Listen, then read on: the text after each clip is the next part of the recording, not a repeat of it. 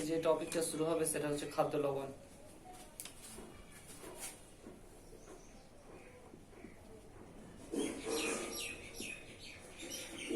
তাহলে খাদ্য লবণ যেখান থেকে শুরু আছে সেখানে দেখা আছে প্রথমে দুই ধরনের প্লেট রাখা আছে, সেখানে বিভিন্ন ধরনের খাদ্য আছে। যেমন যদি দেখা যায় তাহলে বাম দিকের প্লেটে কি আছে আর ডান দিকের প্লেটে কি আছে। তাহলে এখানে প্রশ্ন এরকম আছে যে আমরা যে সমস্ত খাদ্যগুলো গ্রহণ করি তাদের মধ্যে কত প্রকারের থাকে। আমরা যে সমস্ত খাদ্য গ্রহণ করি তার মধ্যে দুই প্রকারের থাকে, একটা হচ্ছে প্রাণীজ উৎস থেকে তৈরি খাদ্য আর একটা হচ্ছে উদ্ভিজ্জ উৎস। তাহলে উদ্ভিজ্জ উৎস, প্রাণীজ উৎস। তাহলে উদ্ভিজ্জ উৎস থেকে যে সমস্ত আমরা খাদ্য পেয়ে থাকি তাহলে তাদের নাম কি হবে, প্রাণীজ উৎস থেকে যে সমস্ত খাদ্য আমরা পেয়ে থাকি তাদের নাম কি হবে। তাহলে উদ্ভিজ্জ উৎস থেকে আমরা কি পাবো, চাল, ডাল, শাকসবজি, ফল, মূল ইত্যাদি। তাহলে উদ্ভিজ্জ উৎস থেকে আমরা যে সমস্ত খাদ্যগুলো পেয়ে থাকি সেগুলো হচ্ছে চাল, ডাল, শাকসবজি, ফল, মূল। প্রাণীজ উৎস থেকে যে সমস্ত খাদ্য আমরা পেয়ে থাকবো তাদের নাম হবে মাছ, মাংস, ডিম, দুধ ইত্যাদি।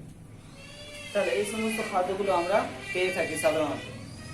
তাহলে প্রথমত কি বললাম যে খাদ্য লবণ। খাদ্য লবণের মধ্যে এবার লবণ তো আসবো পরে, তার মধ্যে আমরা আগে জেনে নেব যে সমস্ত জায়গা থেকে আমরা খাদ্যগুলো পেয়ে থাকি সেই তারা কত রকমের হতে পারে। তাহলে সেটা দুই প্রকারের উৎস হতে পারে, একটা হচ্ছে উদ্ভিজ্জ উৎস আর একটা প্রাণীজ উৎস। উদ্ভিজ্জ উৎস থেকে এবার আমরা কি কি পেয়ে থাকি, উদ্ভিজ্জ উৎস থেকে আমরা পেয়ে থাকি চাল, ডাল, শাকসবজি, ফল, মূল, কাণ্ড ইত্যাদি ইত্যাদি। আর প্রাণীজ উৎস থেকে আমরা পেয়ে থাকি মাছ, মাংস, ডিম, দুধ ইত্যাদি।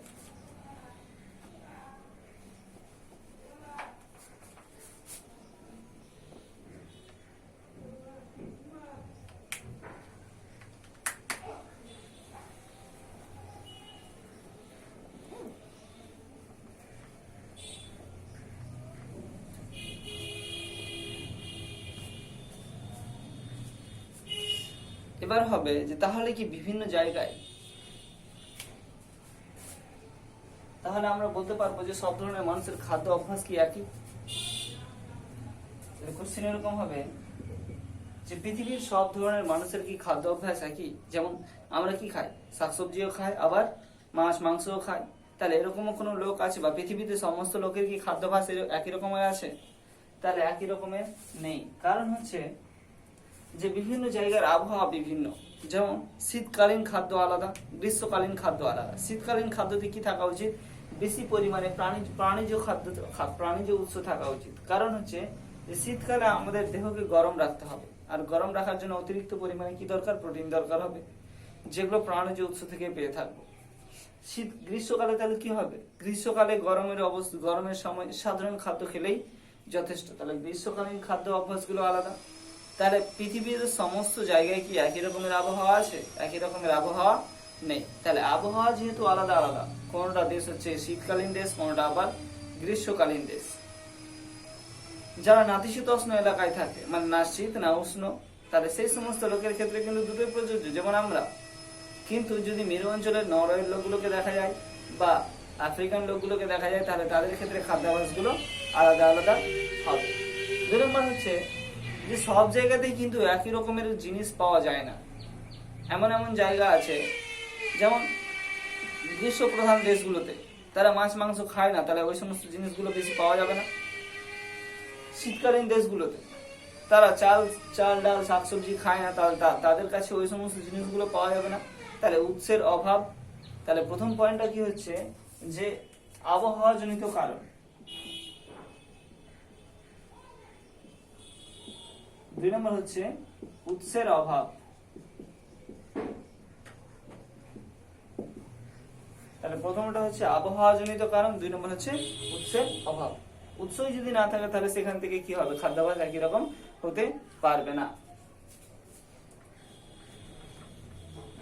এবার হচ্ছে যে সমস্ত খাদ্যগুলো আমরা খেয়ে থাকি তাহলে তার একটা নির্দিষ্ট স্বাদ আছে। তাহলে সেই স্বাদটা যদি প্রাচীন কাল থেকে প্রাচীন লোকগুলো লবণের লবণের ব্যবহার না করতো, এখানে নুন বলা আছে, নুনের ব্যবহার না করতো, তাহলে তা আমরা তার স্বাদ বুঝতেই পারতাম না। কিন্তু পরবর্তীতে যখন লবণের ব্যবহার বৃদ্ধি পেল, তাহলে তার স্বাদ পাওয়া যাচ্ছে। বা লবণটাকে বলা হচ্ছে সেই মুহূর্তে যে অপরিহার্য উপাদান, খাদ্য উপাদান। কারণ খাদ্যতে যতক্ষণ লবণ দেওয়া না হয় ততক্ষণ সেই খাদ্যের একটা নির্দিষ্ট স্বাদ পাওয়া যায় না বা উপযুক্ত স্বাদ পাওয়া যায় না। তাহলে এই লবণটা কি বা লবণের বৈশিষ্ট্যটা কি হবে? তাহলে লবণকে যদি বলি, তাহলে লবণটা হচ্ছে এক প্রকার কেলাসাকার পদার্থ। কেলাসাকার বলতে লবণকে যদি হাত দাও তাহলে বুঝতে পারবে যে তার একটা নির্দিষ্ট আকার আকৃতি আছে। তাহলে কেলাসাকার কাকে বলবো? কেলাসাকার।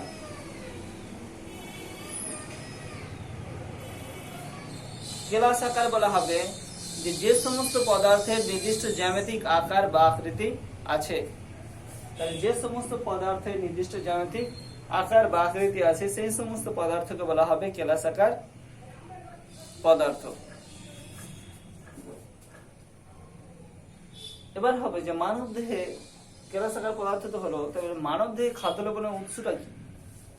মানব দেহে খাদ্য লবণের উৎস হচ্ছে জল। বিভিন্ন প্রকার উৎস আছে, যেমন যদি ধরে নিই তাহলে হবে জল, জলেও কিছু পরিমাণ লবণ থাকে। 2 নম্বর হচ্ছে প্রাণীজ উৎস। যে সমস্ত খাদ্যগুলো আমরা খেয়ে থাকি প্রাণীজ, মাখন স্বাদে একটু লবণাক্ত, দুধে যদি সর খাওয়া হয় তাহলে সেটাও একটু লবণাক্ত, দুধকে যদি বেশি পরিমাণে ফুটিয়ে খাওয়া হয়, লাল করে যদি খাওয়া হয়, তাহলে সেই মুহূর্তেও কিন্তু দুধের একটা স্বাদ থাকে এবং সেটাতে লবণাত্মক স্বাদ থাকবে। বিভিন্ন প্রকারের শাকসবজি বলতে উদ্ভিজ্জ উৎস থেকেও আমরা লবণ পেয়ে থাকি। তাছাড়া প্রাকৃতিক লবণ আছে। প্রাকৃতিক লবণ বলতে সামুদ্রিক লবণ। তাহলে ওই সামুদ্রিক লবণটাও কি এক প্রকারের লবণের উৎস, যেগুলো আমরা খেয়ে থাকি। এবার হচ্ছে তাহলে লবণের উৎসগুলোর মধ্যে জল, প্রাণীজ উৎস, উদ্ভিজ্জ উৎস আর প্রাকৃতিক উৎস বা সামুদ্রিক লবণ। এবার যেটা লবণের কথা বলছিলাম যে লবণ কেলাসাকার, লবণ দেখতে কিরকম? সাদা। লবণ সাদা দেখতে হয়। 3 নম্বর হচ্ছে যে লবণ হচ্ছে জলের দ্রাব্য। লবণকে যখন জলে দেওয়া হবে তখন সেটা জলকে শোষণ করে নেবে বা জলে দ্রবীভূত হয়ে যাবে, দ্রবীভূত হয়ে মিশে যাবে লবণ জলের সাথে। তাহলে এগুলো হচ্ছে লবণের বৈশিষ্ট্য, যে লবণ সাদা, কেলাসাকার পদার্থ, আবার জলে দ্রাব্য। এখানে তোমাদের বইয়ে কয়েকটা পদার্থের নাম দেওয়া আছে আর সেখানে বলা আছে যে কোনটা কেলাসাকার আর কোনটা কেলাসাকার পদার্থ নয় বিবেচনা করে। তাহলে সেগুলো দেখে নেবে, দেখার পর লিখে নেবে খাতায়। এবার হচ্ছে খাদ্য লবণ কত প্রকারের হয়?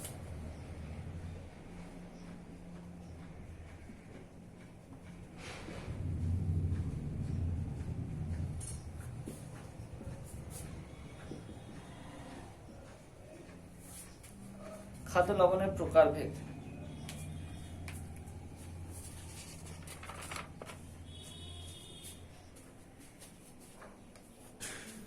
খাদ্য লবণ 3 প্রকারের।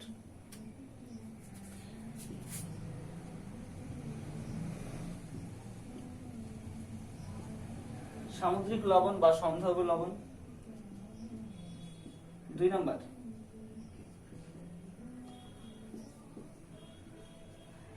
বিট লবণ বা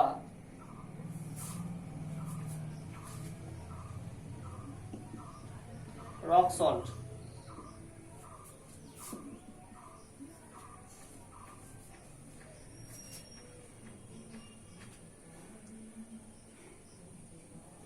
3 নম্বর হচ্ছে খাবার লবণ বা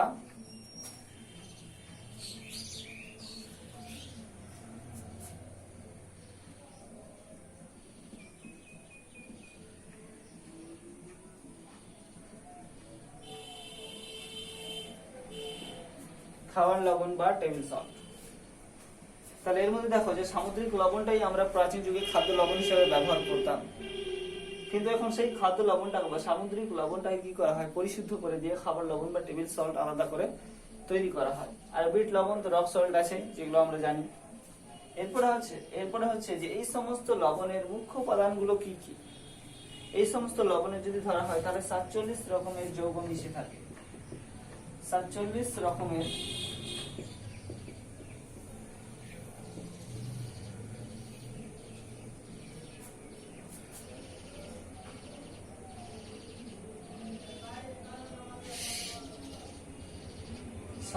রকমের উপাদান মিশে থাকে। তার মধ্যে এখানে 7টি যৌগের কথা উল্লেখ করা হয়েছে। তাহলে যদি ক্লোরাইড যুক্ত যৌগ দিই, সালফেট যুক্ত যৌগ আছে, ব্রোমাইড যুক্ত যৌগ আছে, তাহলে এই সমস্ত যৌগগুলো কি কি আছে সেগুলো দেখে নেব। প্রথমত হচ্ছে যে ক্লোরাইড যৌগ।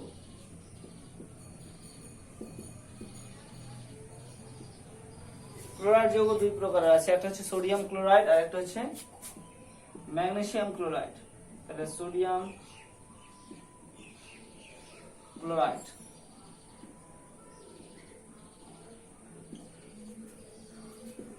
Magnesium chloride.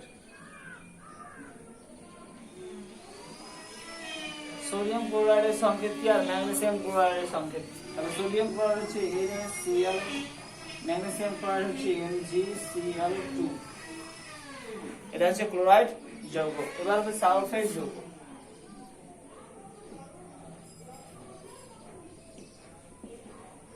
সালফেট যৌগ তিনটে আছে,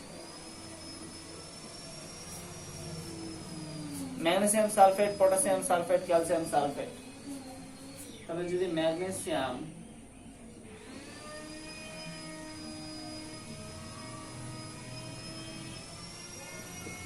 তাহলে এটা হবে MgSO4, পটাশিয়াম সালফেট,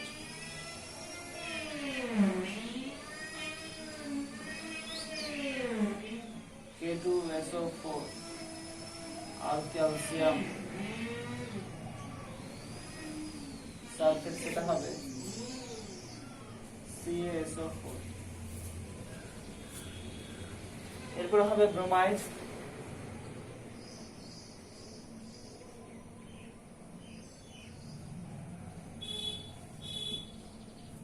ব্রোমাইড যৌগ হচ্ছে ম্যাগনেসিয়াম, একটাই,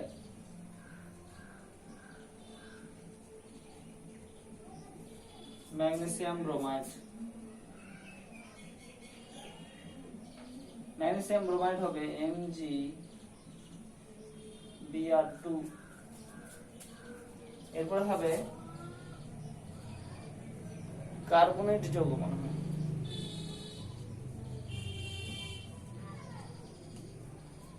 তাহলে ক্যালসিয়াম,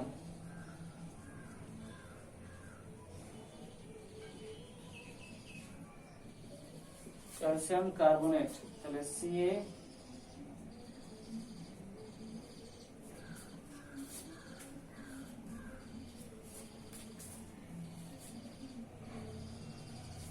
CaCO3, ক্যালসিয়াম কার্বনেট যৌগ। তাহলে এই সমস্ত যৌগগুলো আছে। এখানে যদি বলা হয় যে এই সমস্ত যে 7টা যৌগ আমরা সামুদ্রিক লবণ থেকে পেয়ে থাকি, সেই সমস্ত 7টা যৌগের মধ্যে কার পরিমাণ সব থেকে বেশি আছে, তাহলে দেখো যে এখানে ম্যাগনেসিয়াম ম্যাগনেসিয়াম ম্যাগনেসিয়াম, তাহলে ম্যাগনেসিয়ামের পরিমাণ সব থেকে বেশি। তাহলে ম্যাগনেসিয়ামের পরিমাণ সব থেকে বেশি। দ্বিতীয় প্রশ্ন হচ্ছে যে সমুদ্র লবণে বিভিন্ন ধাতুর পরিমাণ বিশ্লেষণ করলে দেখা যায়, তাহলে সোডিয়ামের পরবর্তী স্থানই হচ্ছে কিন্তু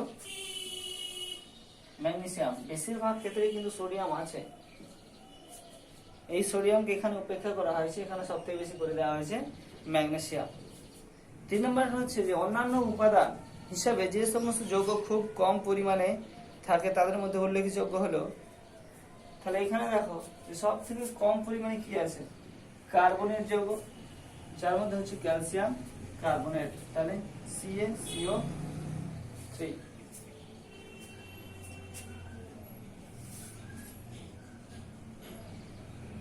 না, ক্যালসিয়াম কার্বনেট নয়, ক্যালসিয়াম ক্লোরাইড। ক্যালসিয়াম ক্লোরাইড এখানে উল্লেখ করা নেই, কিন্তু এটা সব থেকে কম পরিমাণে থাকে, সেটা হচ্ছে ক্যালসিয়াম ক্লোরাইড CaCl2। এখানে কিন্তু ক্লোরাইড যৌগের কাছে কিন্তু ক্যালসিয়ামের উল্লেখ নেই, কিন্তু সাধারণ সমুদ্র লবণের মধ্যে কিন্তু ক্যালসিয়াম ক্লোরাইড যৌগ থাকে।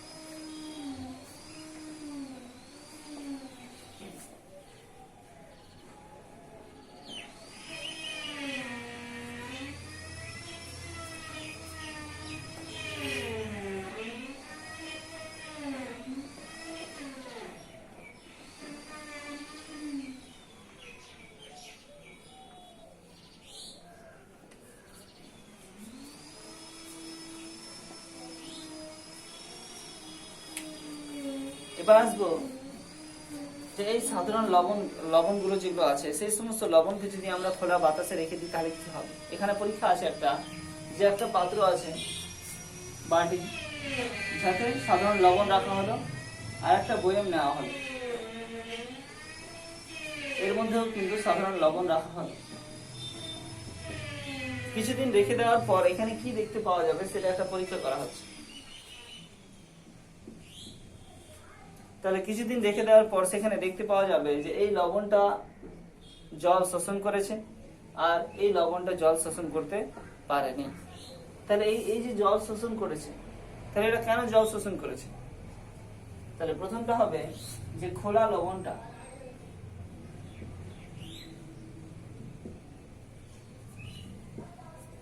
লবণটা বাতাস থেকে জলীয় বাষ্প শোষণ করেছে। জলীয় বাষ্প শোষণ করার পর সেটা ধীরে ধীরে বা আস্তে আস্তে তরলে পরিণত হতে শুরু করেছে, কিন্তু এই যে খোলা বাতাসের সাথে এর কোনো সম্পর্ক নেই, তার জন্য ও খোলা বাতাস থেকে কোনো প্রকারের কোনো কিছু শোষণ করতে পারেনি, তার জন্য ও যেভাবে ছিল সেভাবেই আছে। দ্বিতীয়টা হচ্ছে প্রশ্ন, তাহলে এখানে কোন এমন যৌগ ছিল বা লবণের মধ্যে কোন এমন যৌগ আছে যার জন্য সে সাধারণ বা জলীয় বাষ্প থেকে জলটা শোষণ করে নিতে পারছে বা বাতাস থেকে জলীয় বাষ্প শোষণ করে নিতে পারছে? সেটা হচ্ছে ম্যাগনেসিয়াম ঘটিত যৌগ। ম্যাগনেসিয়াম ঘটিত ম্যাগনেসিয়ামের যৌগ সমূহ।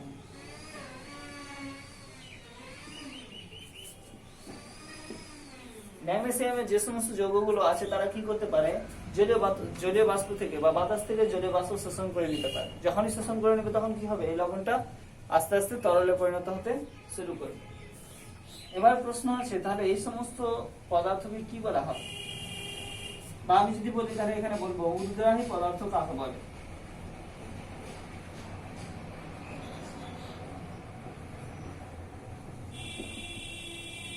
উদ্গ্রাহী পদার্থ কাকে বলে? উদ্গ্রাহী পদার্থ বলা হবে যে সমস্ত যৌগ বা যে সমস্ত পদার্থ কি করে, খোলা বাতাসে রেখে দিলে ও বাতাস থেকে জলীয় বাষ্প শোষণ করে নিতে পারে। যে সমস্ত পদার্থ বা কোনো পদার্থ যদি খোলা বাতাসে রেখে দেওয়া হয় তাহলে ও খোলা বাতাস থেকে জলীয় বাষ্প শোষণ করে নিতে পারবে এবং সেটাকে নিজের মধ্যে দ্রবীভূত করে নিতে পারবে, সেটাকে বলা হবে উদ্গ্রাহী পদার্থ। এবার হচ্ছে যে আমাদের শরীরে যে সমস্ত উপাদানগুলো আছে তার মধ্যে সবচেয়ে বেশি কি আছে? রক্ত। যদি বলা হয় তাহলে রক্তের মধ্যেও কি আছে? বেশিরভাগই লবণ আছে। তাহলে রক্তের মধ্যে যে লবণ আছে সেটা আমরা বুঝতে পারি কিভাবে? যখন কোনো আমাদের খাবার খেতে খেতে যদি মাড়িতে না গালে যদি কামড় দিয়ে দিই, তাছাড়া খাবার খেতে খেতে বা যদি ছোটে কামড় দিয়ে দিই তাহলে কি হবে? সেখান থেকে রক্ত বেরোবে, আর সেই রক্তটা যখন আমাদের জিহ্বায় যাবে তখন বুঝতে পারবো যে সেই রক্তটাও কিন্তু লবণাত্মক আছে। তাহলে এই রক্তের মধ্যে যে উপাদানটা থাকে সেটা হচ্ছে সোডিয়াম ক্লোরাইড। সোডিয়াম ক্লোরাইড সাধারণত রক্তের মধ্যে যেভাবে থাকে সেটা হচ্ছে আয়ন হিসেবে থাকে, Na+ আর Cl-। যে সমস্ত লবণগুলোই আমরা খাই না কেন সেগুলো কি হবে, যখনই আমাদের দেহে প্রবেশ করে তখন বিভিন্ন আয়নে পরিণত হয়ে যায়। যেমন MgCl2, তাহলে কি হবে? Mg2++2Cl-, CaCl2 তাহলে Ca2 plus plus 2Cl minus, তাহলে এরকম করে বিভিন্ন প্রকারের আয়নে পরিণত হয়ে থাকবে।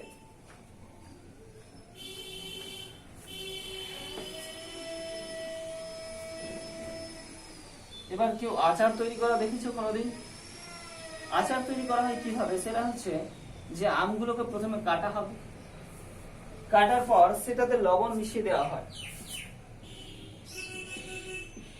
লবণ মিশিয়ে দেওয়া হয়। লবণ মিশিয়ে দেওয়ার পর কিছুক্ষণ রেখে দিলে দেখতে পাবে যে সেই লবণটা আমের ভিতর থেকে রসটা বের করে নেয়, বা আমের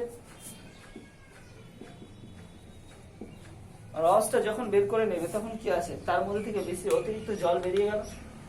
জল যদি থেকে যায় কোনো কিছুর মধ্যে তাহলে সেটা পচতে শুরু করে, কিন্তু সেটা থেকে যদি জল বেরিয়ে যায় তাহলে সেই জলটা বেরোনোর পর তার মধ্যে কোনো জল থাকে না বলে সেটা কি হবে, কোনোদিন নষ্ট হয়ে যাবে না। এছাড়া এখানে আরেকটা বলবো যে এই রসটা বেরোয় কিভাবে, আমের মধ্যে তো জল হিসেবে আছে, তাহলে সেটা বাইরে বেরোলো কিভাবে? প্রথমত হচ্ছে যে অভিস্রবণ।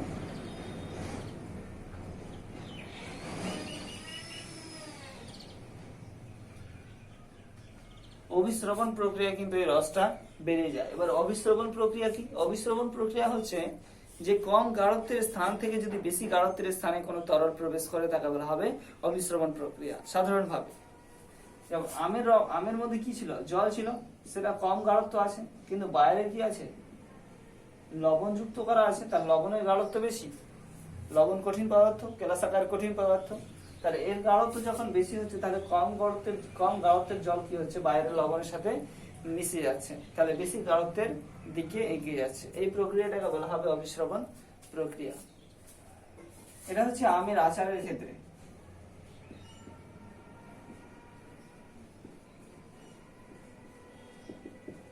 একই রকম ভাবে আলুর চিপস,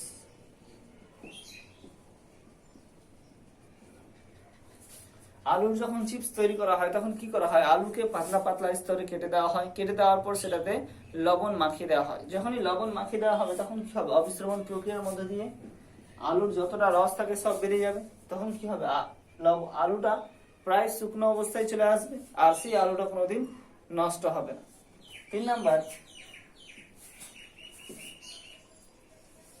যে কোনো গাছের গোড়ায় যদি লবণ দিয়ে দেওয়া হয় তাহলে লবণ যখন দিয়ে দেওয়া হবে তখন কিন্তু সেই গাছটা আর পুষ্টি লাভ করতে পারবে না। কারণ হচ্ছে ওই লবণটা কি করবে, ওই গাছের গোড়ায় যতটা জল আছে সবটা জল শোষণ করে নেবে। যখনই জল শোষণ করবে তখন কি হবে, সেই গাছটা অতিরিক্ত জল পাবে না বা নিজের প্রয়োজনীয় জল পাবে না। সেই জলটা না পাওয়ার জন্য গাছটা কি হবে, সচেষ্ট হয়ে উঠতে পারবে না। 3 নাম্বার হলো। 4 নাম্বার হচ্ছে যে মাছ বা মাংস কাটার পর সেটাতে লবণ মাখিয়ে দেওয়া হয় কেন? ঠিক একই রকম পদ্ধতি হচ্ছে যে সেটা যেন নষ্ট না হয় বা খারাপ না হয় তার জন্য সেখান থেকে লবণ মাখিয়ে দিয়ে অভিস্রবণ প্রক্রিয়ায় সেই মাছ বা মাংসের সমস্ত জল বাইরে বের করে নেওয়া হয়। তাছাড়া হচ্ছে যে আমাদের শরীরে যদি কোনোভাবে লবণের পরিমাণ বেড়ে যায়, লবণের পরিমাণ যদি বেড়ে যায় তাহলে লবণের পরিমাণ বেড়ে গেলে কি হবে, লবণের পরিমাণ যদি বেড়ে যায় তাহলে রক্তের মধ্যে লবণের পরিমাণ বাড়বে প্রথমত। তাহলে রক্তটা কি করবে, তার পারিপার্শ্বিক বা সেই রক্ত বা না রক্তনালী বলতে ধমনী বা শিরার পাশ দিয়ে যে সমস্ত রক্ত কলাকোষগুলো আছে সেখান থেকে জলটা শোষণ করবে।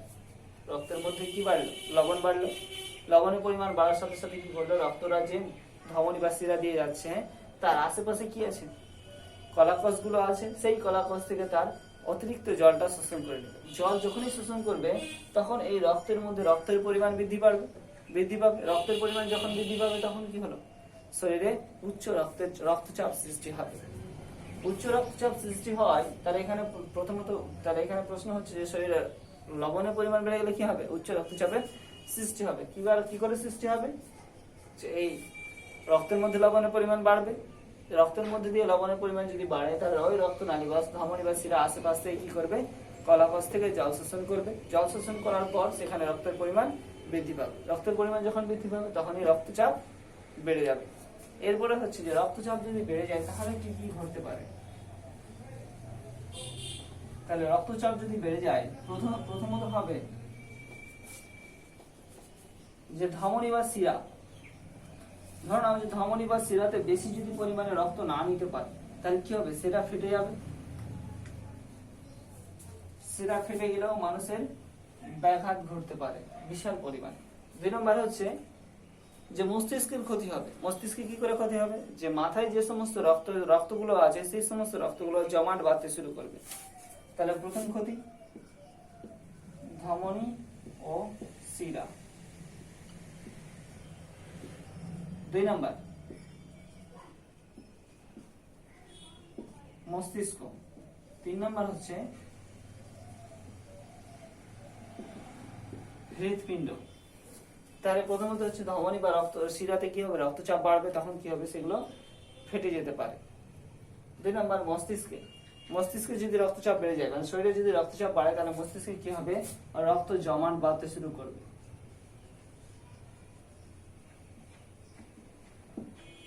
হৃৎপিণ্ডে যদি রক্তচাপ বাড়ে, তাহলে কি হবে? কপাটিকা। হৃৎপিণ্ডে কপাটিকা আছে তো, দ্বিপত্র কপাটিকা, ত্রিপত্র কপাটিকা। তাহলে এই কপাটিকা গুলো কি হবে? ছিঁড়ে যাবে বা ভেঙে যাবে।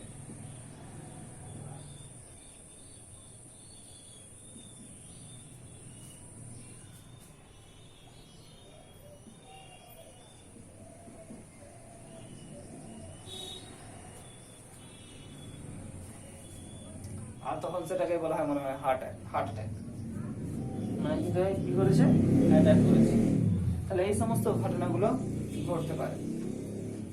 তাহলে আজকে কি কি পড়ানো হলো? খাদ্য লবণ থেকে শুরু করা হলো, বিভিন্ন প্রকারের খাদ্যের উৎসের কথা বলা হলো, মানব দেহে এই লবণগুলো, তারপরে লবণের কথা আসছে যে লবণের ধর্ম আছে, লবণের কেলাসাকার কাকে বলবো, লবণগুলো কোথা থেকে পাওয়া যাবে, মানব দেহের শরীরে কোথায় কোথায় লবণ কিভাবে আসে, তারপর হচ্ছে লবণ কত প্রকার, লবণের প্রকার ভেদগুলোর মধ্যে কার পরিমাণ বেশি কার পরিমাণ কম, তারপর হচ্ছে উদ্গ্রাহী পদার্থ কাকে বলবো, কার জন্য উদ্গ্রাহী হয়, খোলা বাতাসে রেখে দিলে আর মুক্ত পাত্রে রেখে দিলে কি ঘটবে।